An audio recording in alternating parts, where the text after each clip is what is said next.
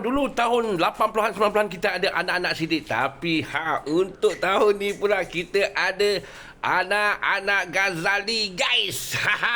Jadi pertandingan akhir Muay perempuan Mia Ghazali dengan Damia daripada Johor, Sarawak dengan Johor, guys. Tapi memang fight gila tu lah, aku cakap tu terang, aku cakap. Untuk round pertama, round kedua memang Mia Ghazali mendominasi, guys. Round pertama, kedua tu memang menang. Tapi untuk round ketiga tu memang fight gila, guys. Sampai Damia memang kalau boleh nak bagi KO Mia Ghazali, tapi tak dapat. Lalas selisih tercedok 1 poin, guys. Mia Ghazali menang 34-33. Gila bapak lah.